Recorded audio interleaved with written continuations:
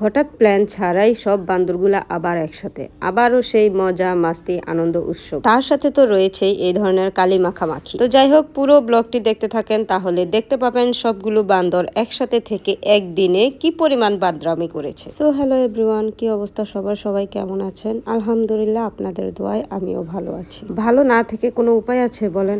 বাড়িতে সব বোনরা আবারও একসাথে হয়েছে, তো আমাকে কল করা হয়েছে যাওয়ার জন্য, কিন্তু আমি বলেছি যাব না, কারণ আমার শরীরটা এমনিতেও বেশি একটা ভালো ছিল না। তো এই কথা তারা না মানতে পেরে আমার শ্বশুর বাড়িতে চলে যায়। হঠাৎ করে আমাকে সারপ্রাইজ দেয় এবং সেখান থেকে আমাকে কিডন্যাপ করে নিয়ে আসে। তো এই টাইপের কিডন্যাপিং হয়ে নিজের কাছেও ভালো লেগেছে এবং শরীর মন দুটোই খুব ফুরফুরা হয়ে গিয়েছে। তো এই দিনটি ছিল পরের দিন সকাল থেকে একদম বিকেল পর্যন্ত কি কি করেছি সবকিছু আজকে আপনাদের সাথে শেয়ার করব। যেহেতু আমাকে নিয়ে আসার সারপ্রাইজটা আমি রেকর্ড করতে পারি নাই, তাই আপনাদের সাথেও শেয়ার করতে পারি নাই।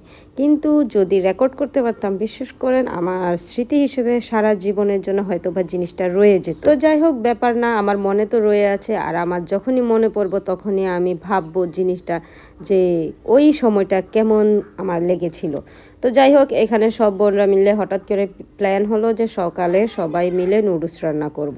তো নুডলস রান্না করার জন্য এক একজন এক এক কাজে লেগে পড়েছে, আর এরই মাঝে তো রয়েছে আমাদের যত ধরনের আনন্দ, ফাজলামি, দুষ্টামি সব কিছু মিলিয়ে ঝিলিয়ে। আর আমাদের বাড়িতে আরেকটা ব্যাপার কি জানেন, বোনরা যতই বড় হোক না কেন, ছোট বড় সবাই না এক সমান হয়ে যায় আর একসাথে খুব মজা মাস্তি করি।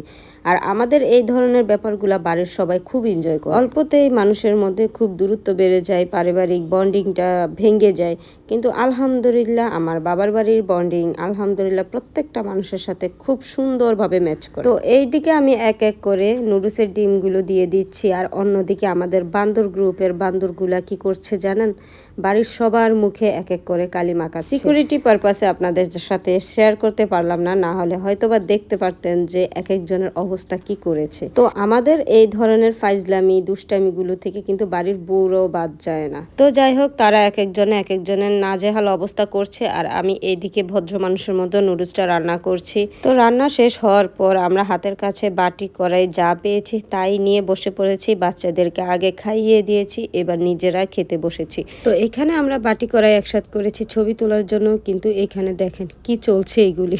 ভাই, আমি ভয়েস দিব কি? আমি তো আমাদের কাহিনী দেখে হাসছি ইচ্ছে মতো। তো যাই হোক, এখানে ভাগাভাগি চলছে, কারো কম কারো বেশি, তো কেউ দিচ্ছে আবার কেউ নিয়ে নিচ্ছে, এই আর কি চলছে। তো আরেকজন আমাদের মধ্যে আছে যিনি কিনা তার বাটি একদম সরিয়ে রেখেছে, তো তাকে বলেছি দে আমরা ছবি তুলি, তো সে দিতেই চাচ্ছে না, কারণ তার ভাগেরটা নিয়ে যাবে বলে।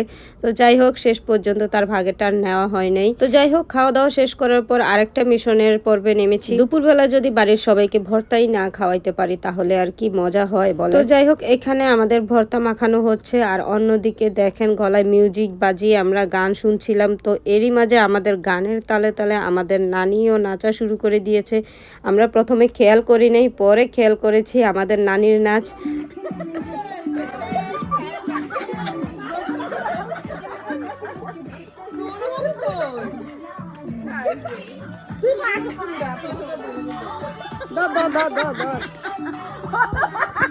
তো যাই হোক, নাচ গান শেষ করে এবার আমরা ভর্তা বিলি করার জন্য নেমেছি। তার সাথে তো রয়েছে আমাদের সেই মিউজিক। তো যাই হোক, ভর্তা খেতে খেতে আর নাচ গান করতে করতে হঠাৎ আমাদের প্ল্যান আসলো যে আমরা সবাই মিলে কাপড় পরবো। তো যেই কথা সেই কাজ, আমরা সবাই কাপড় পরে অলরেডি বেরিয়ে পড়েছি। তো চাচ্ছিলাম আমরা সবাই মিলে একটা মজার কিছু রিল টিল বানাইতে, কিন্তু কি আর করা, আমরা যে পরিমাণ দুষ্টামি ফাইজলামি করি আমাদের দ্বারা রিল সম্ভব না বাপু। তো বিকেল গড়িয়ে সন্ধ্যা হয়ে এসেছে, তো এখন আমরা যে যার মতো করে যার যার স্থানে চলে যাব। তো যাই হোক, আজকে এই পর্যন্তই, দেখা হবে নেক্সট কোনো ভিডিওতে। তো আমাদের সারা দিন কেমন লেগেছে অবশ্যই কমেন্ট সেকশনে জানাবেন। তো সবাই ভালো থাকবেন, সুস্থ থাকবেন, আল্লাহ হাফেজ।